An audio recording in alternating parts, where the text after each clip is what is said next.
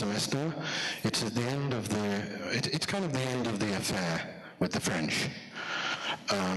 It's the last French event of this year, and actually this academic year, because as I explained to you on the very first lecture, we're moving to Scandinavia in winter, appropriately.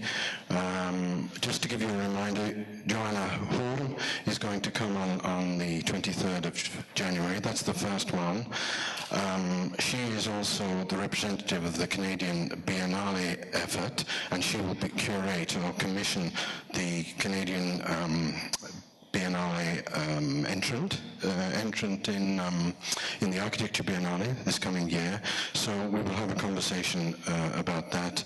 And then we move on to Vesa Honkanen, who was the chief assistant to Stephen Hall, and I think some of you perhaps remember he is now practicing on his own, based in Helsinki, but has a practice, teaches in Stockholm, and also has a practice in China. And then we move on to Gisela Loken, who is one of the main partners in 70 Degrees North Architects, that is Tromsø. And there's a small office, very vibrant young office of about 10, and they do small projects like kindergartens, very inventive work, and then they do also research and macro planning models. So that'll be interesting. And then we move on to the final visit of the winter term is Greg Burgess, who is probably the most well-known Australian architect besides Glenn Murcutt.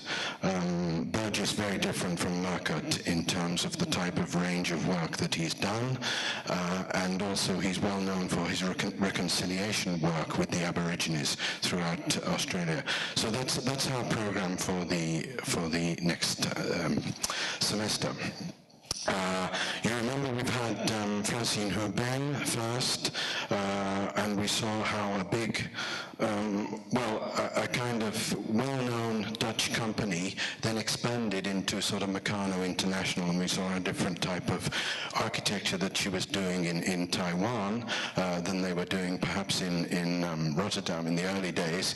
Then we had Edward Francois, with his work. That was about 4 weeks ago, and then we had 3 weeks ago, was it Bernard Cash with the parametrics and Dure, and tonight we'll have didierFAUSTINO. I would like to thank Ariscraft International and General Shale Brick for sponsoring tonight's lecture. This is a company dedicated to stone, brick and marble innovation and production. And they provide exceptional exterior building materials throughout North America. The representative from them tonight is representing Ariscraft, is Steve Lassell. We'd like to thank them for sponsoring this evening and helping us stage this. A few housekeeping things which I think are important to the community here. You all know that the Electric Fields Festival is from November the 23rd to the 26th, called Swim Sound. You'll find different things going on, one called Polytectures, one church music, one swim sound, and one electric powwow. You will find online this information, so you need to just go into Electric Fields, electricfields.ca, and you'll find their program. As the director of the graduate school in Carlton, Azrieli School of Architecture and Urbanism, I'd like to invite you all, some of you have received this, all to the graduate show, which is December the 2nd. It's a Friday, and we're basically trying to re-inaugurate the Azrieli Gallery in the Azrieli Pavilion. It's on the 4th floor. We will have the whole floor open during the day. It's an open house. Anyone who wants information about the graduate program can come during the day, but we intend having a school opening at 5 o'clock and a public opening at 7. There will be 3 different screenings going on in different rooms. There will be a reception, there will be some food, and there will be the graduate work from the last 2.5 years. It's the first time we've done this, so we'd like to welcome you to come and visit and just come and spend the evening with us. It'd be very enjoyable. So that's December the 2nd, Friday. After didierFAUSTINO, we're going to have a small panel. Andrew King, Nikola Jankovic, and Ryan Steck. I will introduce them a little bit later. But I just wanted to say we really have a kind of Portuguese-French evening tonight. And I just wanted to, just bear with me a moment, because I think this is kind of important. Our names are important. didierFAUSTINO. Some of you know my name is C-O-N-N-A-H. For years, I didn't know where this name came from. I thought it was Irish, because, you know, O'Connor, Connor, Irish. The brother of my father died about 8 years ago and left a set of papers to his wife, and his wife passed them on to my sister, and they were, she said, I don't really want these papers, they're births and deaths from the family. Would Roger like these papers? Yes, certainly. So I glanced at the papers. I'd always been confused by the name C-O-N-N-A-H as a silent H. Where on earth did it come from? Well, the problem was solved. My uncle had gone back in the births and deaths in North Wales, and the name had changed from Connor back to Connor, and to cut a long story short, it reached Willem de Cunha from Portugal. Willem de Cunha, presumably a sailor, C-U-N-H-A. So when the name was shifted from Cunha to Connor to Connor, the H came. So in a way, it's a kind of Portuguese connection. Didier has a Portuguese background, a Portuguese mother, and a French father. The most important person behind this lecture today, for me, and I know that Didier will perhaps mention him a little bit later, is Fernando Pessoa. He's a Portuguese poet from Lisbon. But a Portuguese poet who had heteronyms, who wrote under 4 different names. I'm not quite suggesting that Didier has 4 heteronyms and has 4 different names, but he does have 2 very clear different practices. He is internationally known as an artist under his name Faustino, but he also runs an architecture practice called Mes Architecture. It's a balancing act to keep that going, and he'll probably tell us a little bit about that, and we'll perhaps ask him a little bit about that in the conversation. So I'd like you to introduce didierFAUSTINO, and I look forward to his lecture. Thank you, Didier.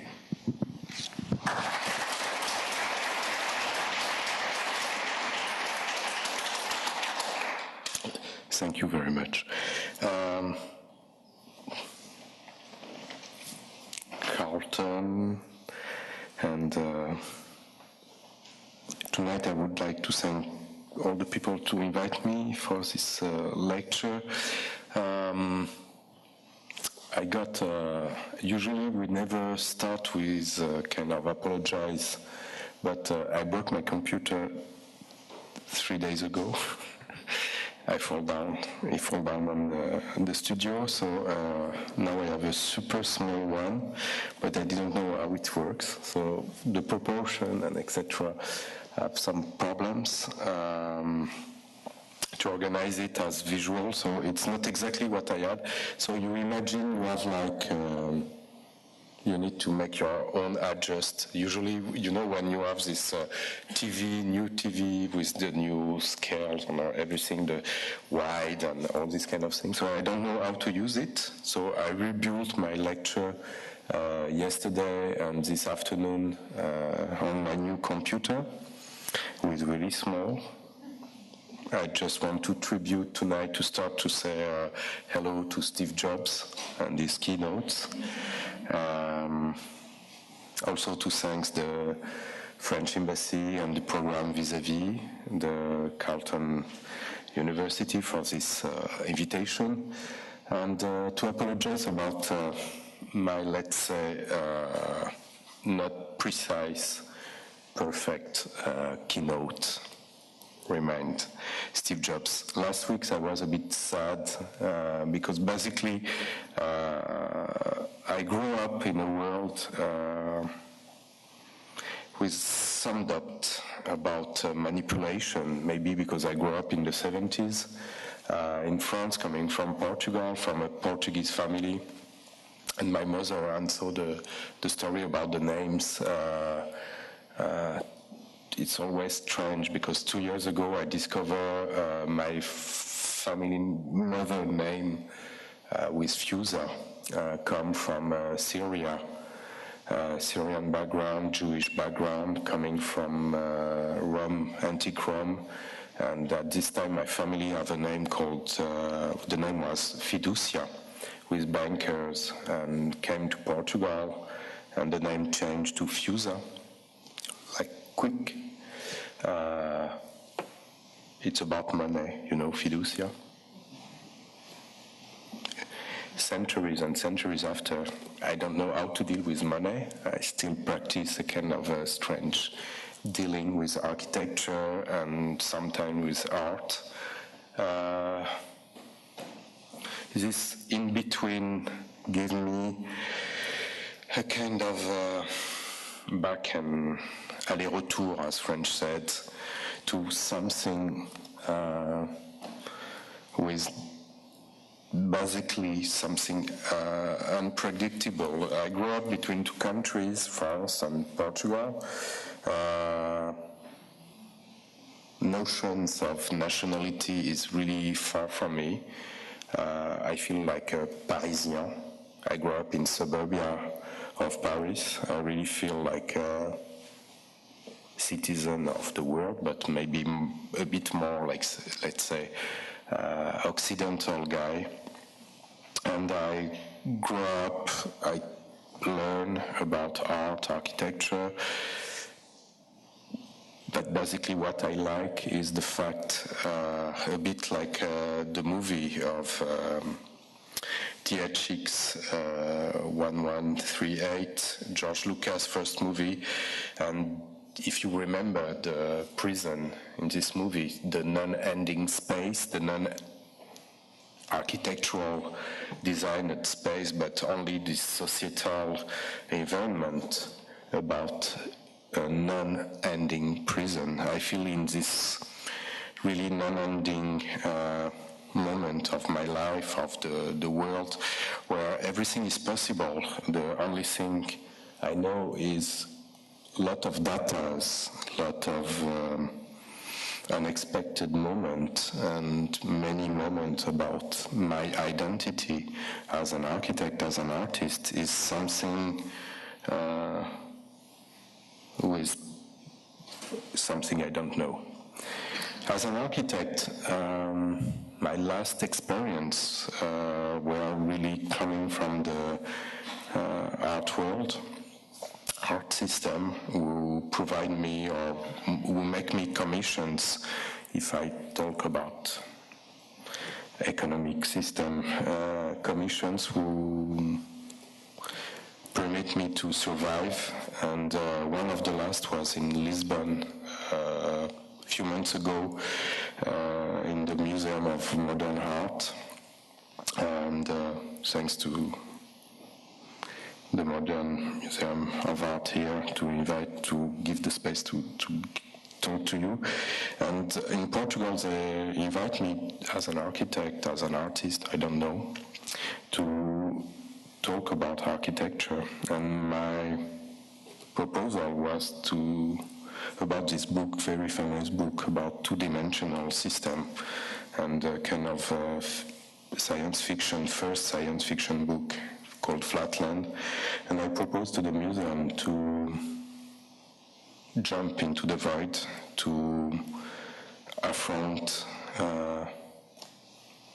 as you are tonight, the spectators, and to fight with them.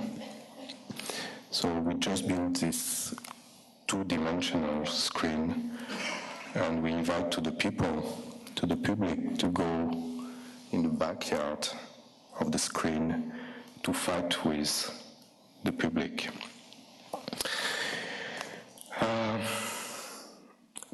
My lecture tonight, I will try to be, I think I have 40 minutes to talk. I'll put my watch. Is about this doubt as a practitioner, as an architect, I'm confronted today, we are confronted today about this society who don't need us, who don't need architects to build the world. So most of the time I feel really uncomfortable with my position, because nobody needs me, nobody needs us maybe, but need me. I don't want to fight too much, but what makes me a bit sad, a bit in doubt, is the fact the world can continue without us. And most of the time, what is our contribution to contemporary society is just this kind of entertainment, to be in the better way to be thinkers, in the worst way to be go-go boys, go-go stars, go-go, I don't know, something is really bizarre. So I really hope we have something to say today. So tonight I will present you some projects. I rebuilt my lecture since yesterday a bit au hasard, a bit like a voyeur, a bit like a, let's say, a kind of promeneur on my work.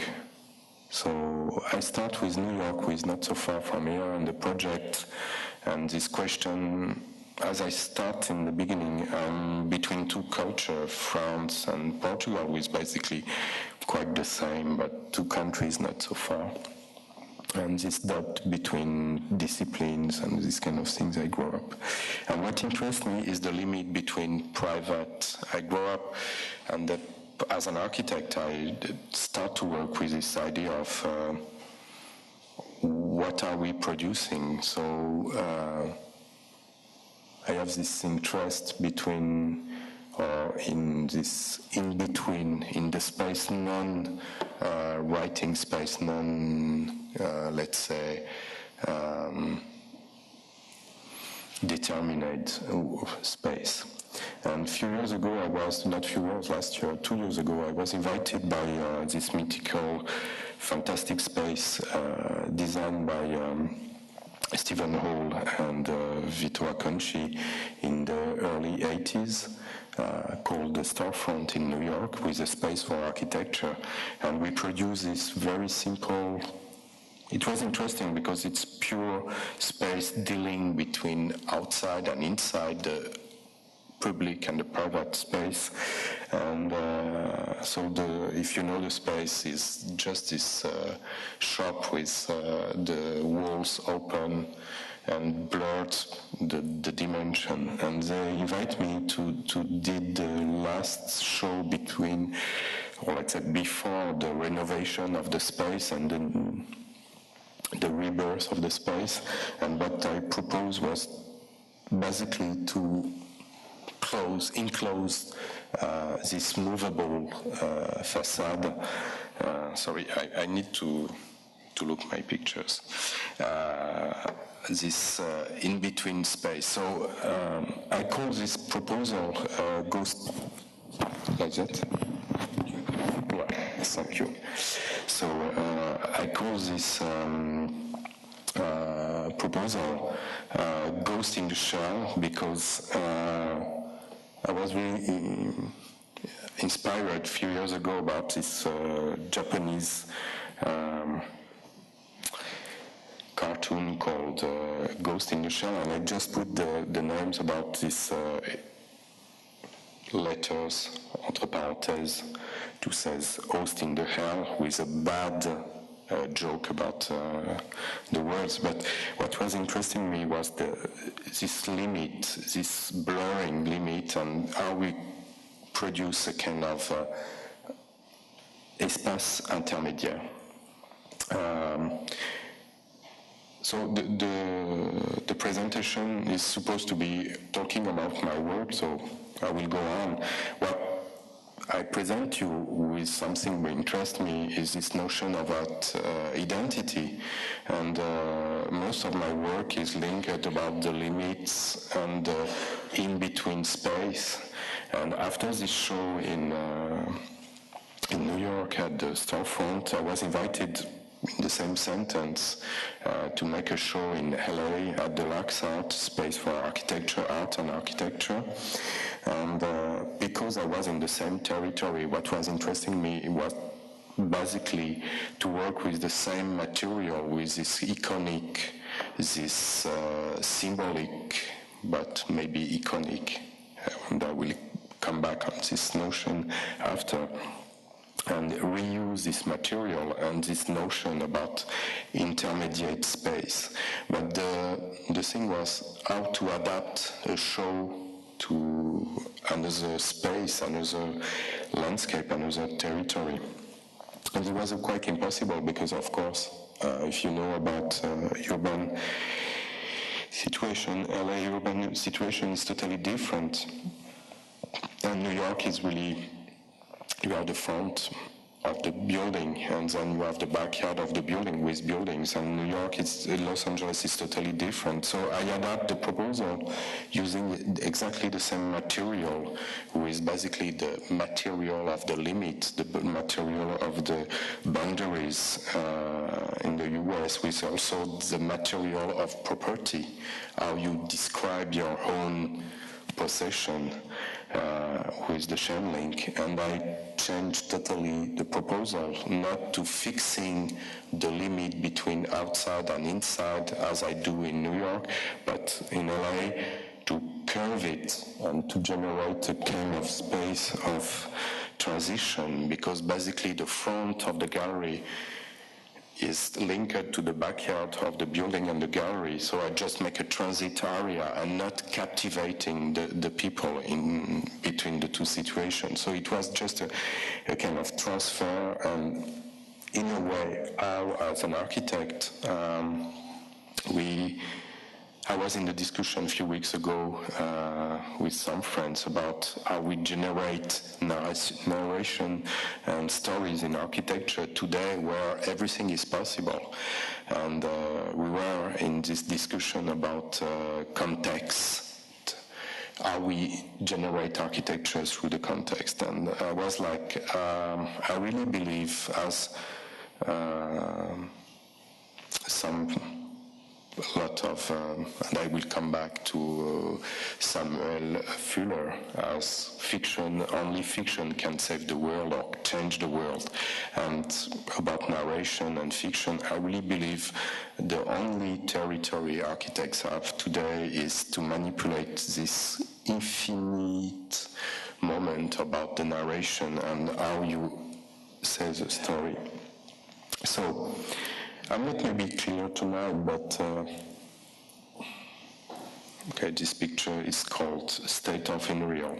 Really, really, we work, and I work in this kind of state of unreal.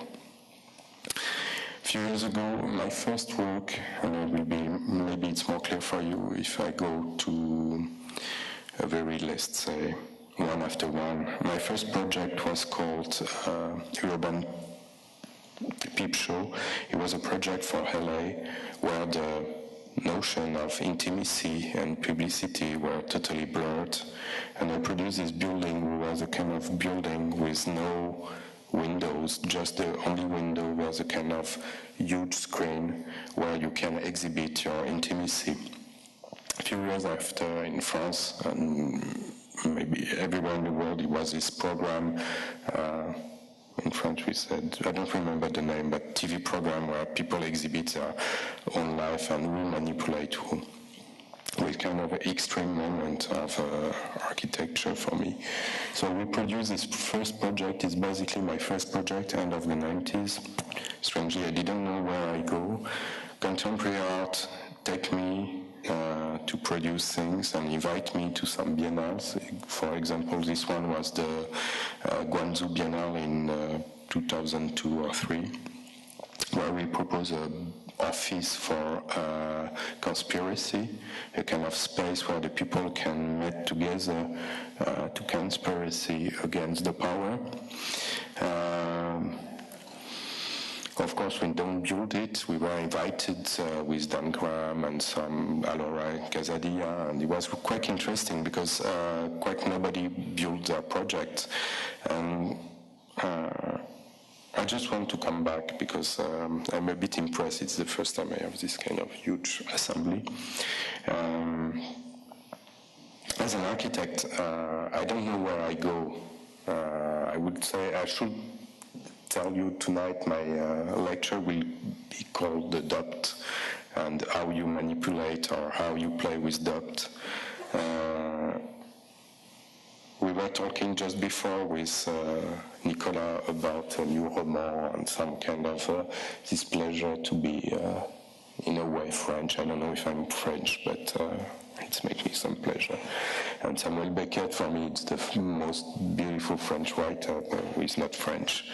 And in this case, it's how we manipulate architecture and how we produce. And from the way we produce space, in this case, it's a kind of answer to Alvaro Siza, who was like the Aswall, a project called the Aswall. If you have read the Pleur of Samuel Beckett, you understand the importance of how you escape from holes and etc. So, well, it was my introduction to be. I'm always a bit impressed about what I'm telling you. I start with this idea after the school about playing with my identity, but my limits, the fact I'm not really sure about myself. What I'm sure is today as an architect, and I repeat what I told you before, is nobody needs you.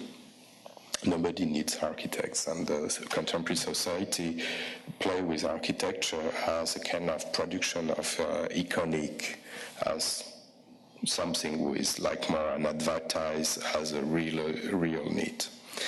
And I start to work with very simple projects, like this one is 1 square meter, playing with discussing about the fact what is the cost of doing architecture today and what is the cost of the land. This one is 1 square meter house, how to build a house with only 1 square meter of land. Of course, is an irony.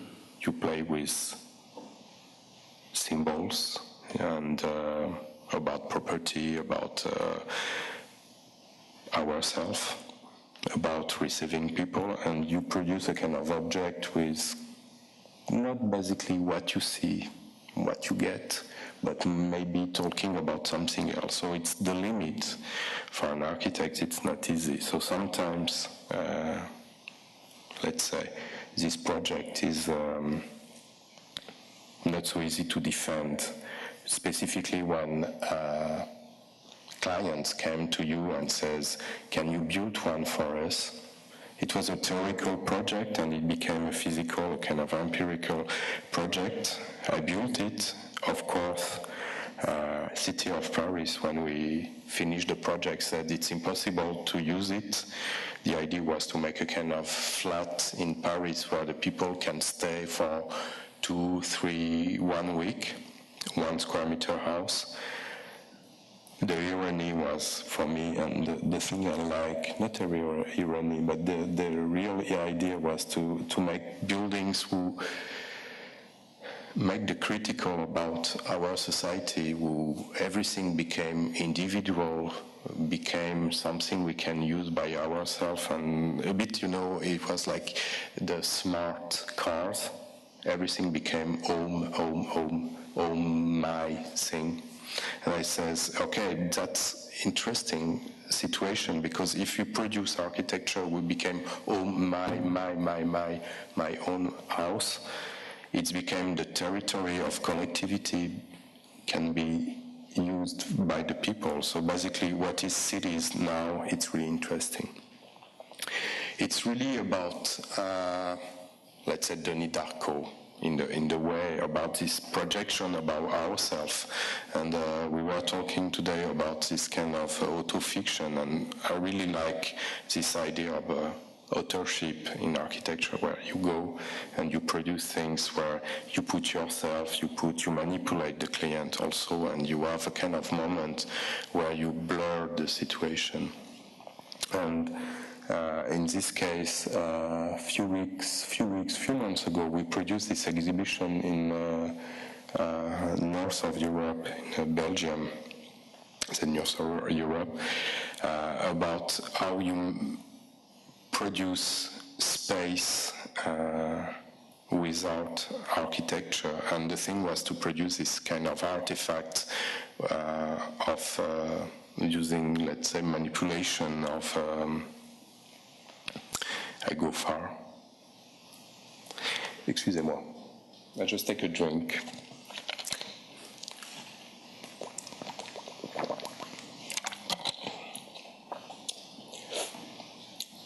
Can I ask you a question? Do you speak French or English here? French? English? Okay. I will make just a really brief introduction with a project called End Architecture with Architecture de Point, to tell you basically how I'm disappointed tonight to show you some images. So I really apologize again. I don't prepare so much because I was preparing something last week, and tonight I'm just showing you many projects. One, for example, this one is a tower in South Korea, one of the rare projects I built as an architect, who was commissioned by a collector in South Korea near the borderline, playing with duality, empty and plain space. A project in Spain with the question of distortion with 3 entities. I'm somebody working with really simple elements. A project about sexual situation. It was 2 guys who asked me to design a house for their love. The 2 guys who don't make their coming out. So I designed a house so fragile, it's a bit like a porcelain house who can be broke, a bit like love. A project in Japan for a community and different levels of this community, a bit like a Ozu movie, where the people live in this kind of limits of getting together or being totally alone and protected. And okay, I arrived to the point of the soirée, because we have, like, since I arrived yesterday, we were talking about DSK, the president of the director of the IMF, French guy, politicians, and this big disappointing about French people, because he was supposed to be the next French president. I'm a bit discoordinated tonight, but it was about partie fine. So I will start my lecture. It's a long introduction with a house with calling non-stop house. And the clients from Bordeaux were like swingers, practitioners, I don't know if it's a good right name, asked me to design a house. And this house, I proposed them, was a house between walls. And they said, okay, we have a kind of practice about our private life. I make some questions, and where we have this partie fine between us and people. And so we want a house, we have a small economy, small budget, and we want a house to extend. So I propose a house with non-ending walls, so you can make the house grow up between the walls. We just need to build the walls. And then a nightclub where the question of the body is more interesting than the question about what you see. It's just the trajectory of the body will make the project. Digwan, you know about him. The scanner Darkly, a kind of question of identity again. And then I can start my lecture. Sorry for that. So this is the lecture. So, about identity, I'm a person who grew up between two countries, between, let's say, two periods, end of the 20th century, beginning of the 21st century. And really fascinated about this notion of disappearing today in our society and what I'm doing here. And the most beautiful thing happened to me, it was like really the ending after 10 years of practice, a bit more. I'm graduating in 95, and now we are in 2012, 2011. And last year I met somebody really important for me, not last year, 2 years ago. I met Béatrice Preciado and his girlfriend, Virginie Despentes. And we have this project around the book. Virginie Despentes, maybe you know her. She was like super visible a few years ago about this book called Fuck Me, in French, Baise-moi. It was a big scandal about let's say his practice, a girl who have sex in many places, and she's now the girlfriend of Béatrice Preciado, who is this queer philosopher. And we met like 2 years ago, and we have a discussion about Merzbow at this moment. And it was really important about the fact what we do today is things where we are involved 100%. And we have this discussion like 2 years ago, really with no impact in my life. And strangely, last year, Béatrice called me and she said, like, Virginie is now having money to do his new movie, coming from the book Bye Bye Blondie. And the book Bye Bye Blondie was written about the story relationship about two lovers, a girl and a boy, who met a few years after, having kind of super important affair. And the time passed, and we are thinking to change it for the movie, and became a story about two girls who have a sex affair and met many years after. And the problem in this case is we need an architect, or we need somebody to design a space about their identity, about what is the identity today. And because it was a book, and the story of the book is somebody who met his ex-lover a few years after. It's not depending about sexual identity or gay or not to be gay or gender, but the fact is more about years pass and your identity is not so clear. And these two girls, in the case of the movie, met many years after, and one come to live in the house of the other one who have his own trajectory. And she started to build his house or his own protective space in the house of the other person.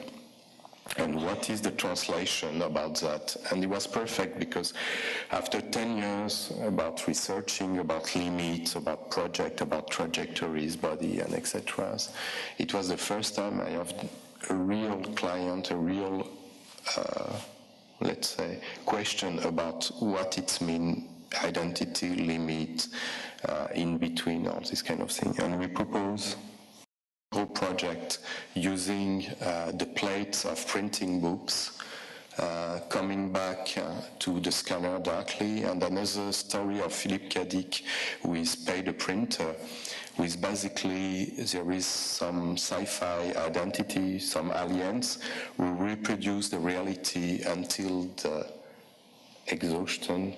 It's Portuguese words. Exhaustion means something where are so tired you cannot reproduce it. So for the movie, for this story, I proposed to Beatrice a very simple proposal was to using, because one of the characters of the story was going in the street with no money and finding materials to build something, his own house in the house of his ex-lover. And I propose, because it's about writing, about copying, about all these kind of limits, to use plates of making books to generate a kind of space. And we produce this kind of shelter, this kind of protective system, very simple, to make a space inside the story. This project became part of my life because we worked like months on it. And then all the projects coming through are linked on that. And then we have this invitation for a big show last year, and to have a kind of production for the Fondation Gulbenkian to design a pavilion for the garden. And I propose a pavilion, a kind of post-parametric object with a kind of post good test object, a kind of Palladian identity object, to generate a kind of three-gender church for sex. And we produce it until exhaustion, and until the last project we did in Paris for the Cité de l'Architecture, playing always with the three identities, and making a kind of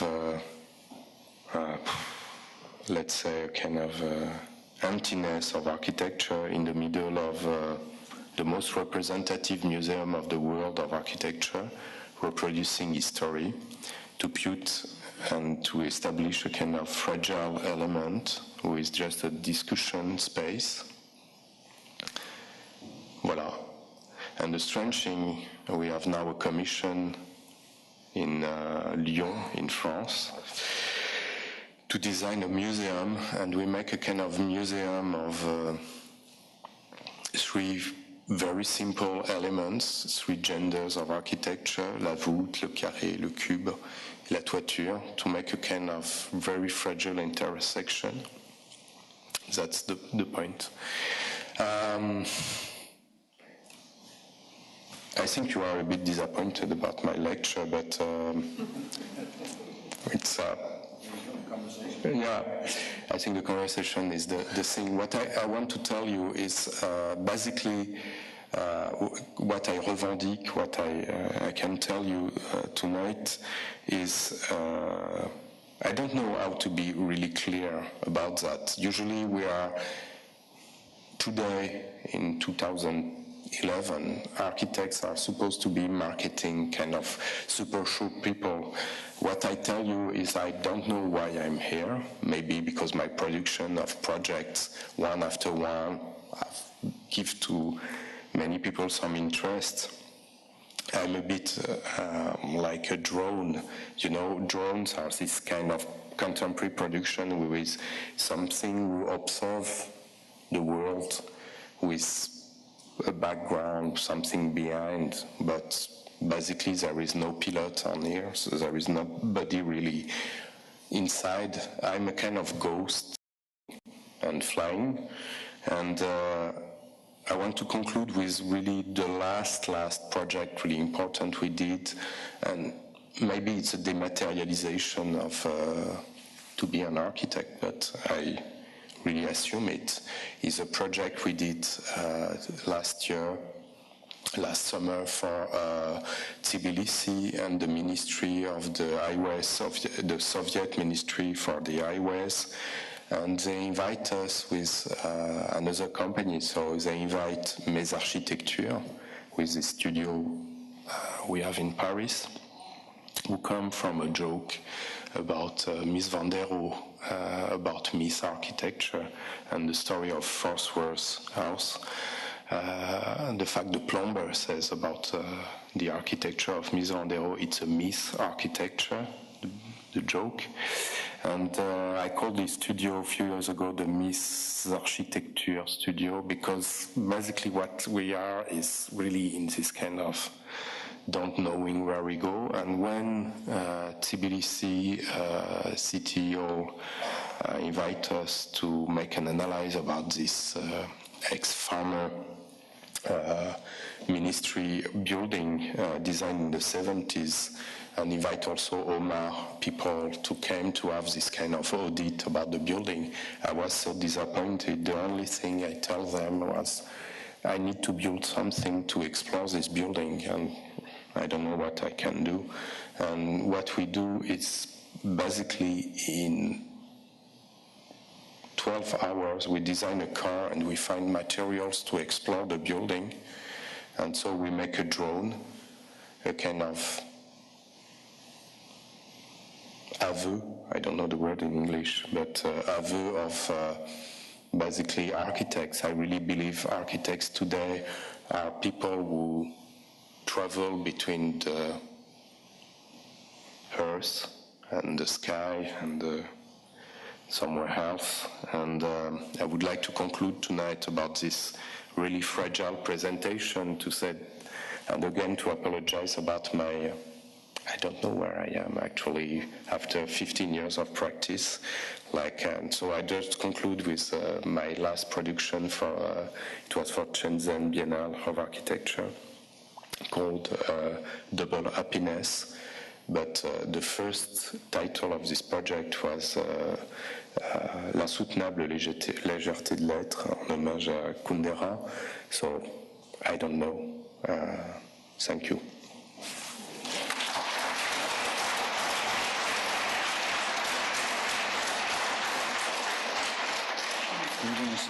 Sit on the. I'd like to ask Andrew King, Nikola Jankovic, and Ryan Stack to come to the stage to join Didier, and we'll have a discussion. I think the idea of actually creating doubt within your own performance, I think, is quite courageous. I've never seen something as fragile as that. I've often tried to do it myself, but it's very, very hard to do. An actor doing Beckett can do it. Samuel Beckett, you would see that. But would you like to go on stage? There's a microphone. Please go on stage. There's stairs, too.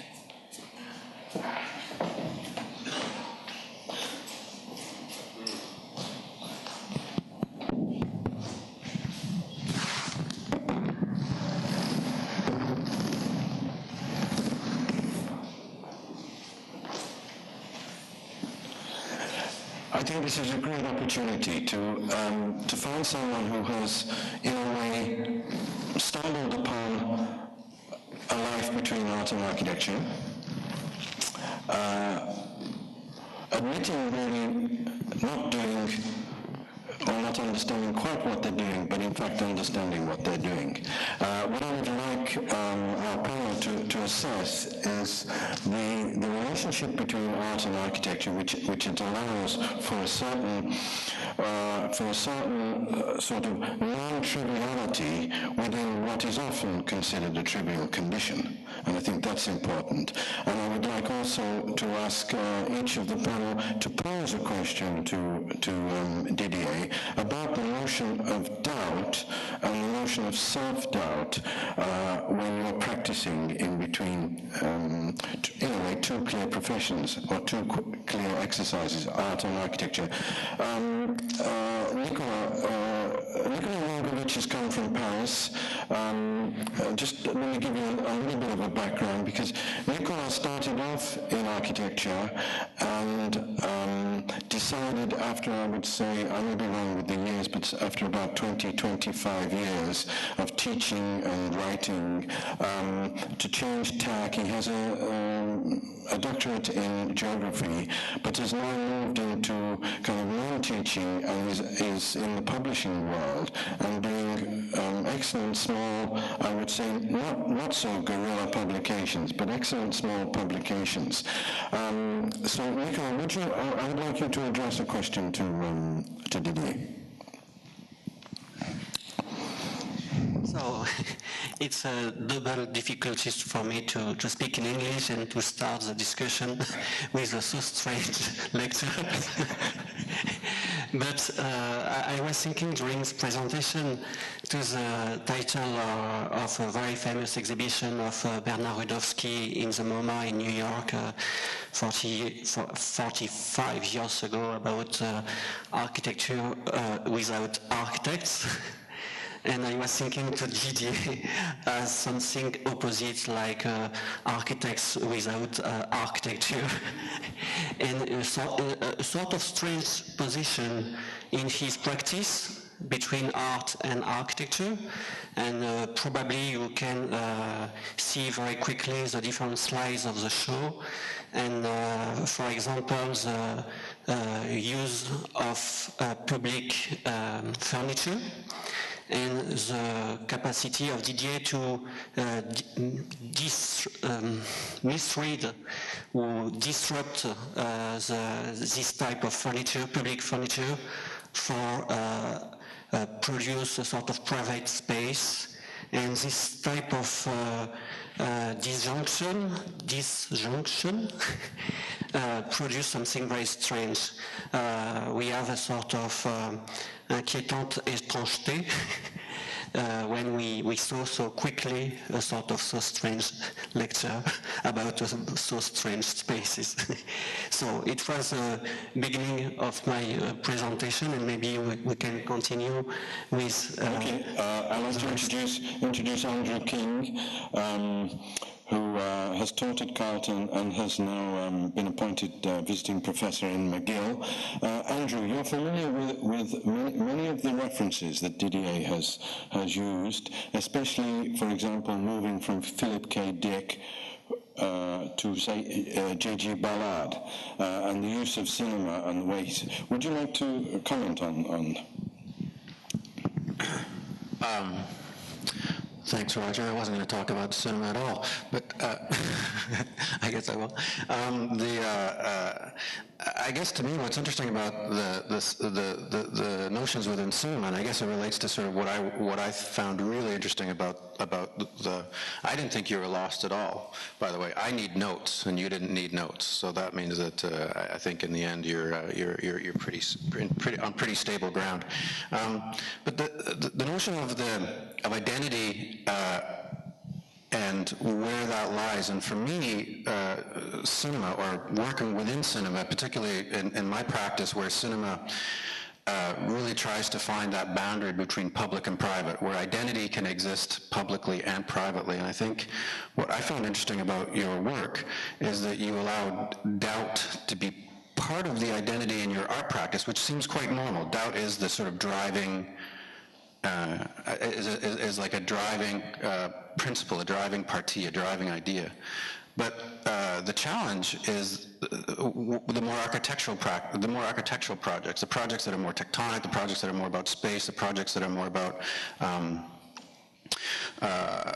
spatial constructs. And that's where I think for me the work was absolutely filled with delight, because the projects for the two partners, the project for the political identity evident in the Korean project, without sort of acquiescing to just a kind of programmatic arrangement, you actually find that doubt in that work. And I think, I'm not sure if that gets cinema in enough, other than the fact that cinema actually manages to do that, I think, or in my mind it does. It manages to blur ideological issues with issues of personal identity.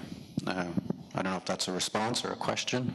I guess the question is it time for a question? Yeah, please do. The question is, where do you think that lies? Are you conscious of that, of the fact that architecture is a different paradigm in which doubt plays a different role, whereas in art it actually plays a very clear role? And in architecture, to doubt is way harder. It's way more. It involves way more speculation, and it involves the disdain of your colleagues. It involves a very different series of critical moves, critical positions, strategies. No, but it's funny because tonight I was like, I am in this kind of doubt of what I don't explain really well. Tonight is really basically after a kind of years of practicing, and I arrive in this moment where, and this picture is quite done, is we produce, strangely we start to using a kind of habit of producing architecture through some elements of cultural and displaying and putting in some difference to produce space. And what I can't really answer to you, because my thing is I'm really like in this kind of moment of disturbing myself about what is the next step to be an architect today. Is it manipulating the space? Is it manipulating what we produce? Je suis pas clair du tout ce soir. Sorry. No, I actually agree. I'm pondering a certain series of projects over the next little while, and for me the question is the contingent, is how do we respond to the fact that we are not necessary? How do we respond to the fact that the fact that we're unsure of a kind of clear sequence or a clear strategy in many parts of our practice, I think, and I think that's both for art and architecture. I think that's where they merge anyway. I think it's mumbling. It's something about kind of disponibility, how you produce the capacity for your entre guillemets the user or the client or this kind of thing of appropriate your work. And the thing we start, because I was really destabilized today about some discussion we had with the students about the practice and it put me totally off in a way about this discussion about what is today to have a practice as an architect, to be independent, or how you deal with clients and how you find your independence. And many times the work I show you tonight is you play with your clients to give them something they can appropriate, and there is really rare moment the client, the commanditaire, appropriates the work. And there is few cases, like this one was a really interesting case in China with the administration, and they love the project. And the thing is, at one moment, as an architect, how you play with convention, how you disturb or how you make some distortion with reality to produce things for the people to appropriate the things and become the owner of the things. And I don't know, but one of the topics we discussed before was the notion of authorship and how you produce an œuvre in case of architecture, and how it became art or not. And I really believe, like most of the time, is you produce things and you have this kind of moment, the things, you don't control it, and it became something else. And about the doubt, many times, and today with the students, I was really like, oh my God, what is our responsibility about telling to students, we don't know, actually. I have a practitioner, we start to build, we do many things, but most of the time we don't know about responsibility, about doing buildings, about doing, not buildings, but doing des choses avec du sens, where you manipulate the need or la demande. Sorry for my... demand is good. And basically, you play with so many things. We are the kind of apprenti sorcier with so many things. And you have this responsibility, and then this responsibility of doing things is not yours, and it became something else. So I really confuse in a way. I don't help you, but maybe you... I'm going to bring in Ryan Steck, because this is quite an interesting situation. Ryan is sitting there as a person who has just come into architecture, and he's headed electric fields as an artist for many years, so he works as an artist. So he's sitting on stage listening to people in utter doubt, and at the same time he's considering why he's doing architecture right now as first-year masters, where he has to start learning actually the codes of drawing, which in a way, we're a little frightened, or we don't really know why we're passing these codes on, given the type of digital world we're in. So I'm just giving you a context there, because I think that's important before Ryan speaks. The other context I want to give you, Didier is speaking, you don't know this, but because we had a discussion this afternoon, he's speaking as a plumber. A man who, could mend pipes, the plumber. He's speaking as a man who actually could build walls. As he said this afternoon, in the first-year architecture school, he was the only one who could build a wall, because no students are taught to build a wall. So you've got this kind of strange paradox that's moving in, that he moved into architecture and then art. But let me come back. Ryan, would you like to respond to what you're hearing? Sure. I wish I had you to give context every time I spoke. That would be delightful.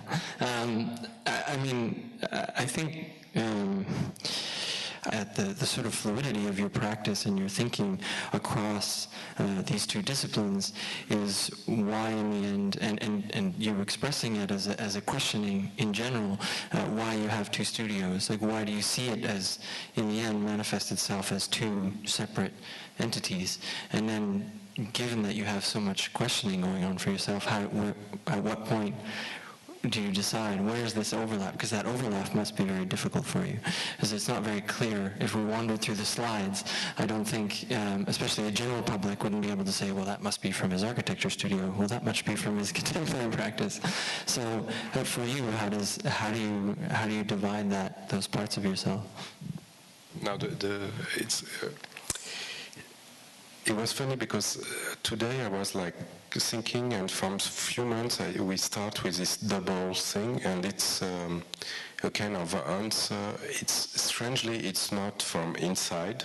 It's really, I know usually people said don't come with your doubt or your problem with on stage, but finally today I was preparing something, I have some troubles, and the thing is, we start with these two entities with basically a kind of mirage of the practice, because the studio is 50 square meters in the central area of Paris, not so far from Beaubourg and Les Halles, and we are 6 people working together, and many discussions is about the pressure we have from outside about to say this is more art or this is more architecture, with the wrong thing.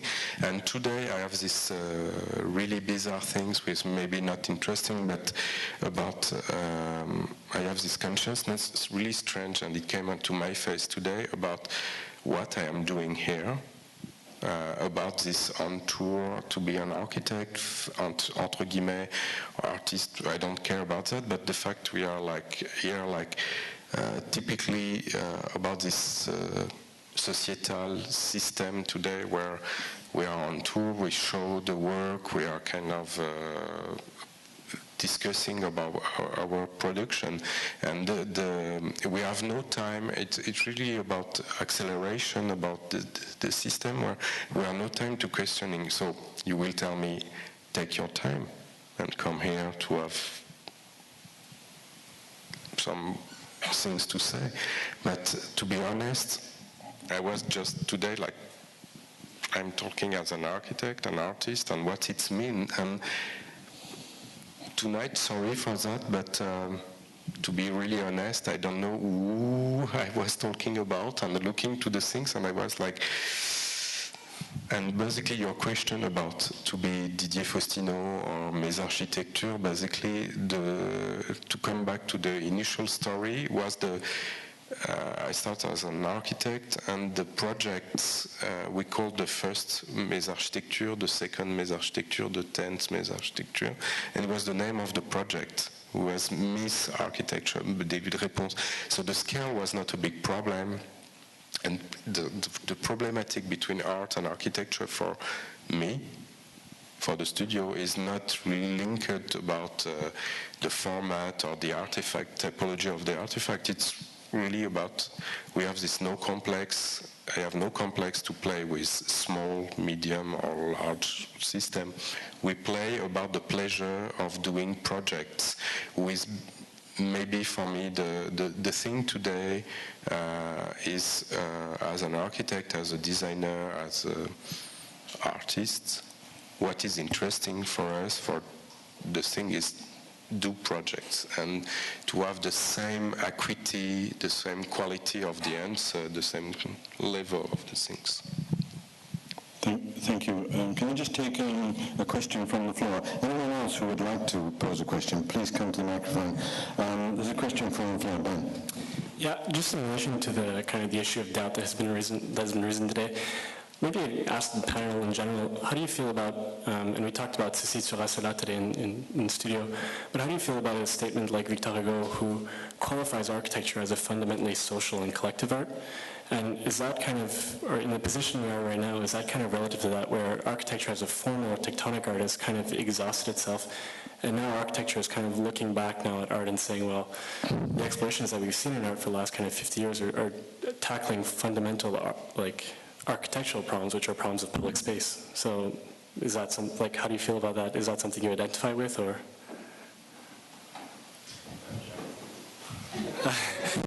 Je peux répéter en français si vous voulez. Je suis trop stressé.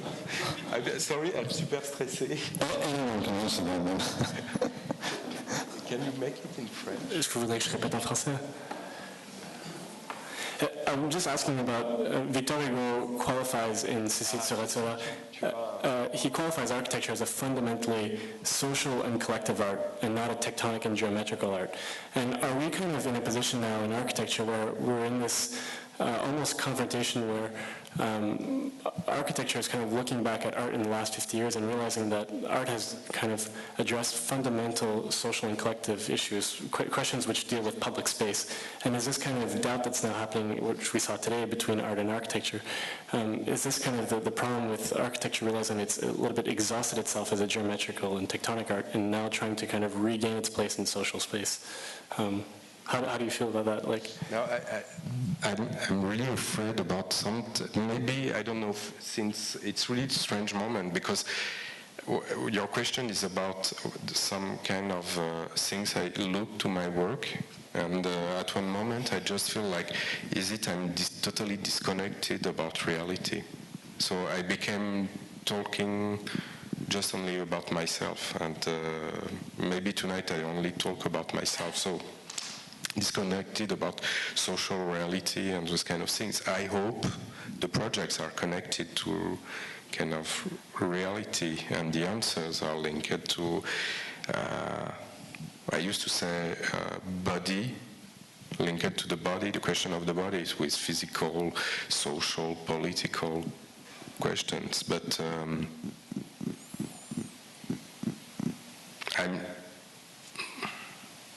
it's interesting because tonight I'm kind of spectator of myself, and I was like disappointed because this system of entre guillemets promoting about making people like me their own actor about the success or this kind of thing, and talking about themselves make me really scary, and thinking about this society put us in the kind of in the front. We are thinking about that, we love that in a way because society learns us to be like that, but in another way for the architect it's a kind of danger because at one moment you lose the line. And if you talk about Victor Hugo, because I was, we talk about Victor Hugo, you have in Notre-Dame de Paris, really, it's this very bad guy who is not so bad, but anyway, with the prayer in the cathedral, and he said about books, he said, ceci tuera cela, so this thing will kill that, who means basically the ephemeral will kill architecture. I don't know if it's a conclusion. Can I ask a question? But I guess... I'll ask you a comment in a minute. Didier, do you get stage fright? Do you get stage fright? Yes, a lot. Sorry? Yes. You get stage fright. But tonight I can't fight with that. Usually I can fight, but tonight I don't know why I'm super. It's not. No, but I think it's very important because you, Andrew, Nicolas, people in this audience have been in audiences where most of the architecture is promoted by people who can talk the good game. And we've set this up, but actually what you're implying is that we don't really need these forums. They're redundant as much as the architect is redundant to you. Another question, do you read anything written about you? If I read things? Do you read anything written about you? No. No, that's probably very wise. For very many reasons. But these are important issues, I think. Just to put this into context, a short story, because this isn't very usual when you get, and you can usually get an interesting conversation. I was speaking in Manitoba, and the title of my lecture was "Existentialists Can't Be Architects," because of course they worry themselves to death.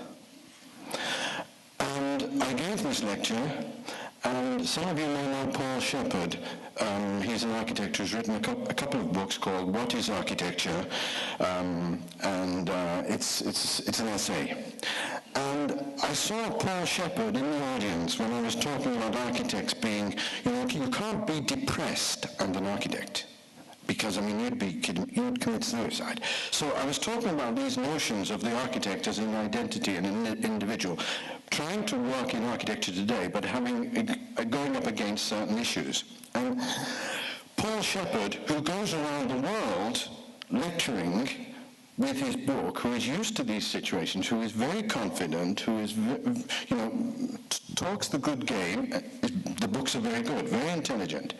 And he looked at me, and he really looked as though he was going to kill me.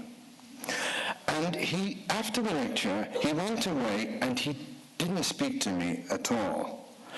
And I thought, my God, what have I done, And after 4 hours, I saw him sitting on his own. And I said, okay, Paul, how are you feeling?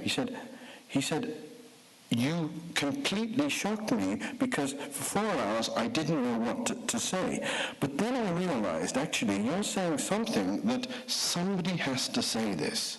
and so few people do say it.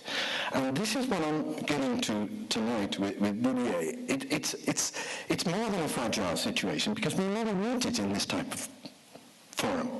We never go that far. We're all too polite. You know, we're all too damn coded in the way we're sitting here and respecting. And yet here's someone who is kind of, stage fright, like an actor. It's like someone performing Samuel Beckett and then suddenly freezing, and then the Beckett play is completely destroyed. And then you have to deal with that. So, I mean, I applaud this, and I would like to find ways that we move to another, I don't know, another dialogue, another way of talking, another way of doing. But not, not the rock star, trip or something like that. So anyway, that's my little rant about existentialists can't be architects. But I would like to have one more round of these guys and see if there's... Andrew, would you like to come back on that? Because you must feel this. You're fighting a lot of demons.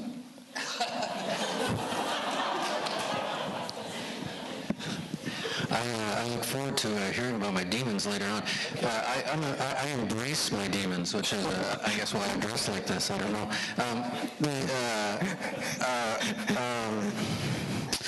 I guess I'd like to address the question, actually, maybe a little bit, because I think it's an interesting question. I think your answer was really interesting, too. I think... I don't want to differentiate between art and architecture. I don't think there is a differentiation. Roger, my practice is about merging, about a complete and fundamental merge of the criticality involved in both those practices, or actually three practices that work along those lines. But to me, I think the insistence to put art in tension to architecture, or architecture in tension to art, seems to me to be a kind of easy, low-hanging fruit. I actually think art, or when we work in an art mode, I do it in a way, the ideas, the thoughts, what is occurring is a kind of sacrificial anode for the architecture to follow. Art can eat itself every year, or every 2 years, or every 5 years. It is made to do that, and it is designed to do that. Its level of it can actually destroy itself and reform itself.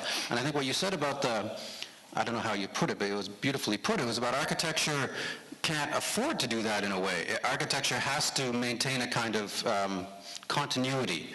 And this seems like a very reactionary position, or a very sort of steadfast position on it. But I actually think that is one of the differences, but it's one of the differences where they actually work very, very well together. So I'm not sure. I think for me there is no differentiation. The fact that we can articulate, the fact that you can come here and articulate your doubts, the fact that an art practice can exist with an architecture practice, can exist with working within a big practice, working within office, working within the confines or the constraints of very large practice. It's the doubts that are driving that. That's why we do what we do. If you don't doubt, you don't question, and if you don't question, you don't make, really, in any meaningful way. So I think I mean, maybe that's just a synopsis of the ideas that are flying around, but it's not really a question. But I applaud the fact that, actually, and I have to correct you, I used to be an actor, and if you lose your lines in a Beckett, it actually doesn't matter. I've done it. Anyway, so that's my comment. I mean, I applaud the embracing the doubt. I applaud the fact that you move around your slides like they're characters within some sort of piece of cinema, and you're bringing these people back and forth into the narrative. I applaud a kind of questioning of the way in which we're even looking at the work, never mind how we're thinking about the work. So thank you very much. I appreciate that. We have a question from the floor. Would you like to? Yeah, I'm sorry, maybe I'll go in French. I'll feel more comfortable. Okay. Je me demandais si justement, est-ce que c'est peut-être typiquement français d'essayer toujours de définir chacune des disciplines. Je me souviens d'avoir fait un master qui s'appelait Dual Design en France, donc plutôt que d'appeler design industriel, on essayait de dire c'est l'art et donc l'autre côté, l'ingénieur mécanique. Donc il y avait toujours la notion de dualité. Donc on tente toujours de séparer les disciplines, alors qu'ici, je crois qu'il y a peut-être une perception construction qui est différente. Donc, je me demandais si par rapport à votre questionnement, donc c'est ça, c'est typiquement français, en fait, d'essayer toujours de rester dans la voie d'une seule discipline. C'est peut-être par rapport aux écoles, aux grandes écoles. Je ne sais pas, est-ce que vous avez une idée ou... That was about the divide. Would you like to...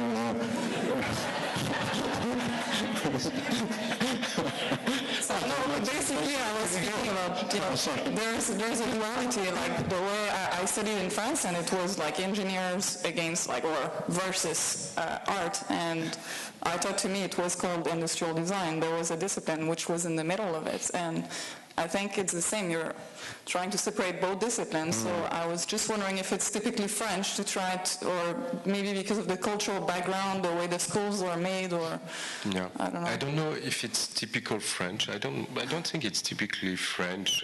I think it's no, I don't think it's French. It's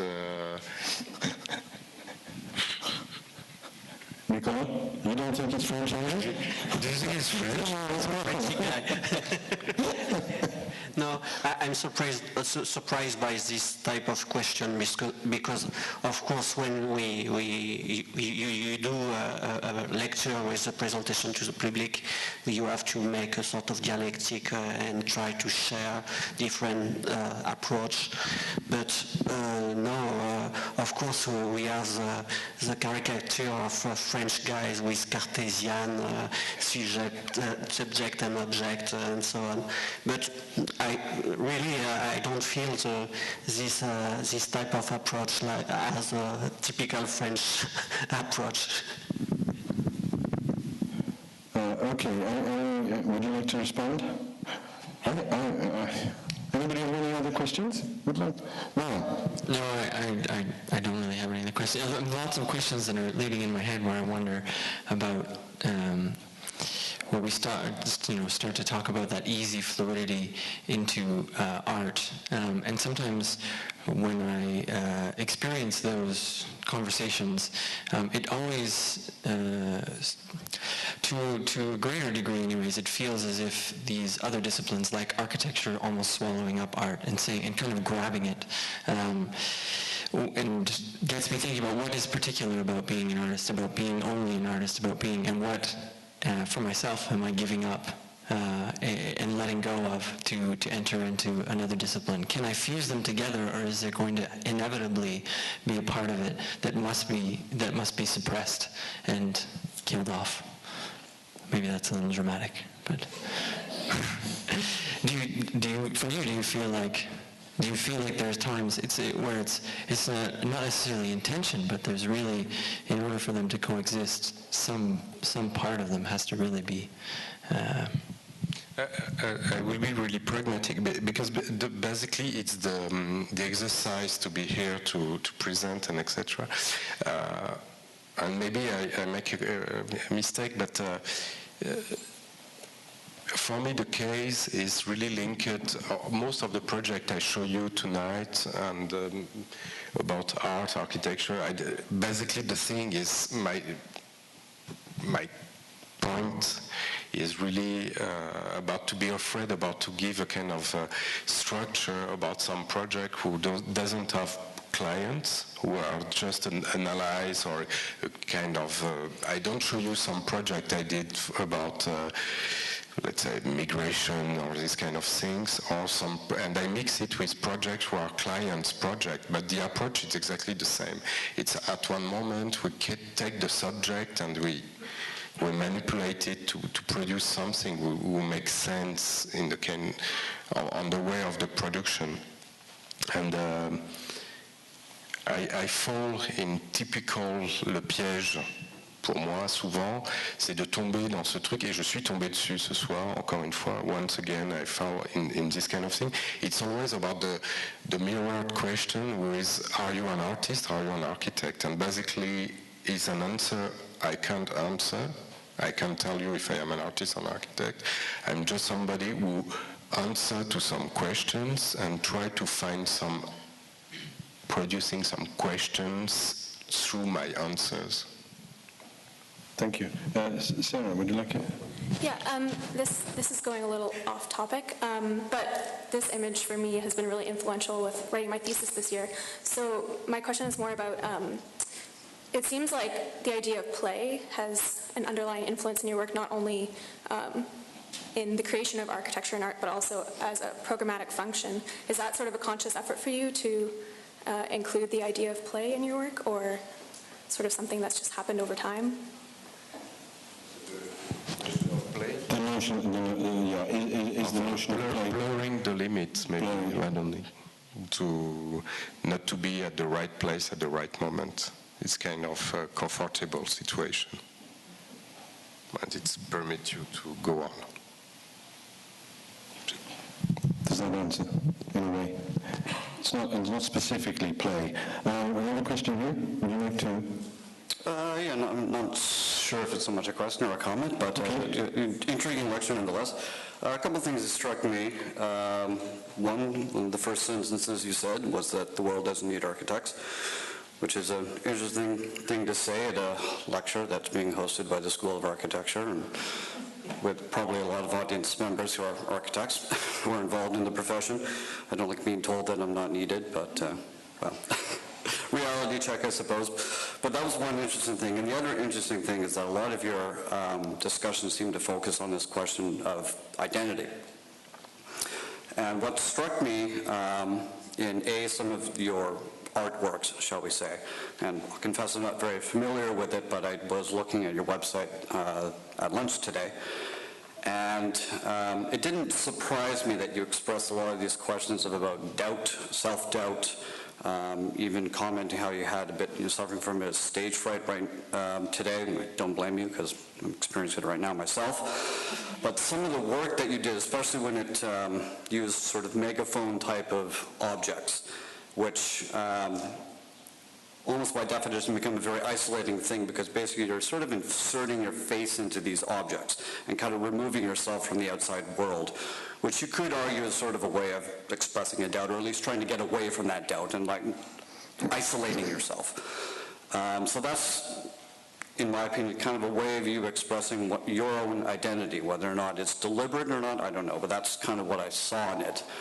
Whereas on the other hand, some of the more, say, architectural projects that you worked on, and I'm thinking in particular of the swinging couple, what you did was, yes, you provided architecture in the sense that you were providing a shelter or a space to house a function, per se, but simultaneously you were also creating an object that was a means of expressing their identity. And so I guess what I'm trying to loop back towards is that perhaps you could say that the role of an architect is to articulate the identity of perhaps the individual client, perhaps society, perhaps even with the museum, you were posting some ideas, but it was also sort of an expression of the identity of the idea.